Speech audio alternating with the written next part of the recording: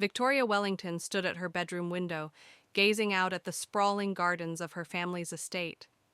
At 35, she was one of the most powerful women in the publishing industry, having transformed her grandfather's small printing press into a digital media empire.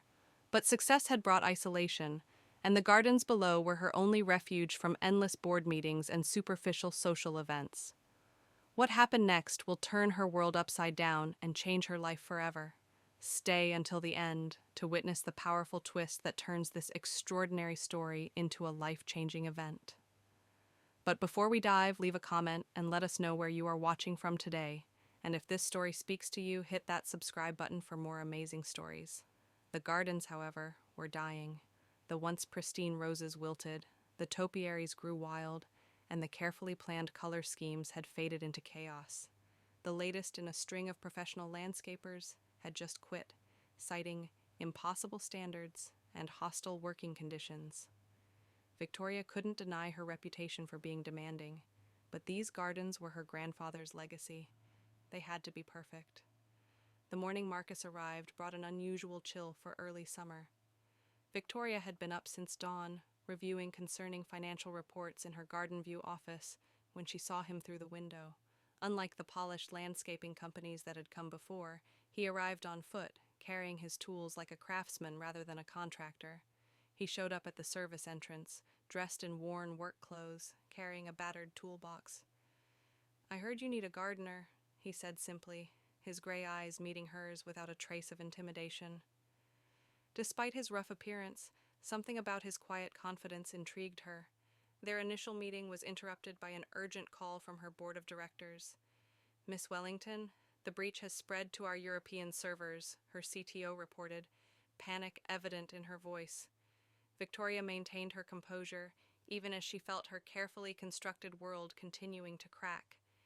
She ended the call to find Marcus still waiting patiently, studying a struggling rose bush with quiet intensity. "That rose can be saved," he said without looking up. "Someone's been treating the symptoms rather than the cause. You have to understand the root system to heal the plant." His words struck her with unexpected force, too closely mirroring her company's situation. She had been implementing quick fixes rather than addressing fundamental issues. Perhaps that's why she hired him on the spot, recognizing something in his approach that her business desperately needed. "Do you have any references?" Victoria asked, noting his calloused hands and sun-weathered face. "The gardens will be my reference," he replied. "Give me 2 weeks. If you're not satisfied, I'll leave without payment." Against her better judgment, Victoria agreed. What she didn't know was that Marcus held 2 secrets. First, he was Marcus Chen Rothschild, the reclusive founder of the world's leading agricultural technology company. Second, he was there to investigate rumors that Wellington Publishing was planning a hostile takeover of his family's traditional publishing house. But Marcus had no way of knowing Victoria's secret either. Her digital empire was crumbling. A massive cybersecurity breach had compromised their entire operation, and she was 3 months away from total collapse. The garden's decline mirrored her company's deterioration, a fact she'd hidden from everyone, including her board of directors. Their morning conversations became a ritual. Victoria found herself setting aside her phone and laptop, focusing instead on the tactile experience of working with the earth. Marcus taught her to read the subtle signs of plant health, the thickness of stems, the color variations in leaves, the smell of healthy soil. One morning, she arrived to find him creating a new butterfly garden. "Why butterflies?" she asked, helping him plant native flowers. "They're transformative creatures," he replied, carefully placing a milkweed plant. "They go through complete metamorphosis, emerging as something entirely new. But that transformation requires the right environment and absolute vulnerability." Victoria thought about her own carefully maintained facade, the walls she'd built to protect herself in the corporate world. "Vulnerability isn't exactly celebrated in my industry." Marcus looked at her thoughtfully. "Maybe that's why so many businesses are like gardens filled with artificial flowers, perfect looking but ultimately lifeless." As Marcus worked to restore the gardens, something unexpected happened. Victoria found herself drawn to the quiet hours of the morning, watching him work from her balcony. He approached each plant with patience and understanding, taking time to study the soil, light, and surrounding environment before making any changes. "Plants are like people," he told her one morning when she finally gathered the courage to join him in the garden. "They need the right conditions to thrive, but those conditions are different for each one." Victoria found herself spending more time in the gardens, first watching, then helping. Marcus taught her about proper pruning techniques, soil composition, and the delicate balance of a healthy garden ecosystem. In turn, she shared stories about her grandfather, how he built the garden as a symbol of growth and patience. "He believed that anything worth having takes time to cultivate," she said, carefully deadheading a rose bush under Marcus's guidance. "I forgot that somewhere along the way." Their conversations deepened, touching on life, purpose, and the price of success. Victoria felt herself opening up for the first time in years, sharing her fears about the company's future. Marcus listened without judgment, offering subtle insights that made her question her aggressive business strategies. As the gardens began to revive, so did Victoria's spirit. She found herself implementing changes at work, focusing on sustainable growth rather than rapid expansion. She began treating her employees with the same patience and attention she now gave to her plants. But secrets have a way of surfacing, like persistent weeds breaking through carefully laid paths. One evening, as they sat in the newly restored rose garden, Victoria's assistant rushed out with breaking news on her tablet.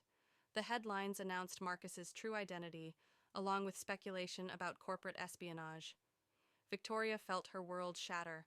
"Was any of it real?" she demanded. "Or was I just another hostile takeover target?" Marcus stood slowly, pain evident in his eyes.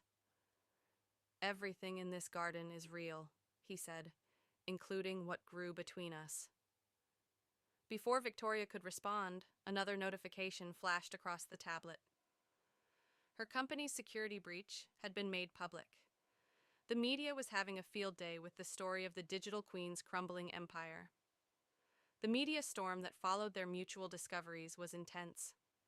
Paparazzi camped outside the estate gates, hoping to catch the garden romance couple, as they'd been dubbed. Business analysts debated the implications of their potential merger, and social media buzzed with theories about who had deceived whom. But within the garden walls, Victoria and Marcus found peace in the simple act of working together. They spent one particularly chaotic day creating a meditation labyrinth in a forgotten corner of the estate. "My grandmother used to say that the path is made by walking it," Marcus shared as they laid stones in a spiral pattern. "She built our family's publishing house by focusing on books that mattered, not just books that sold." Victoria placed another stone, considering his words. "My grandfather said something similar about gardens. He believed that every path should have moments of surprise and discovery. That's why he created so many hidden nooks and secluded spaces." They stood in shocked silence, two powerful people stripped of their pretenses, surrounded by the garden they had restored together. Finally, Marcus spoke. "You know what's interesting about gardens during a storm? The strongest plants are usually the ones with deep roots, growing together, supporting each other." Victoria looked at him, really looked at him, and started to laugh. "So, here we are, both trying to save our companies, both hiding who we are, and somehow finding something real in the process?" "Sometimes the best things grow in unexpected places," Marcus replied, reaching for her hand. In the months that followed, they worked together to create something unprecedented. Victoria's expertise in digital media complemented Marcus's agricultural technology. They merged their companies not through hostile takeovers, but through collaboration, creating a revolutionary platform that connected traditional publishing with sustainable agriculture education. Their combined company, Wellington Rothschild Sustainable Media, became known for more than just its innovative integration of traditional publishing and agricultural technology. They pioneered a new corporate culture that emphasized organic growth, sustainable practices, and employee well-being. The company's headquarters, built within the restored gardens, included community agriculture spaces, outdoor meeting areas, and a publishing museum celebrating both families' legacies. The gardens became a testing ground for new agricultural technologies, while maintaining their classic beauty. They opened the space to the public, hosting workshops where executives and gardeners worked side by side, learning that the principles of growing a healthy garden applied equally to growing a healthy business. Their love story became legend in business circles, not because of their combined wealth or power, but because they chose to build something together rather than tear each other down. They proved that true growth requires patience, authenticity, and the courage to let others see your roots. Today, if you visit the Wellington Rothschild Gardens early enough, you might see two people tending to a special plot near the original rose garden. It's filled with plants that shouldn't thrive together.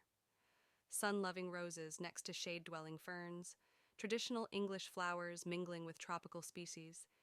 Yet somehow, through careful planning and tender care, they've created a space where seemingly incompatible elements flourish side by side. Much like their own story, it's a testament to the fact that with patience, understanding, and a willingness to dig deeper, the most unlikely combinations can create something extraordinarily beautiful.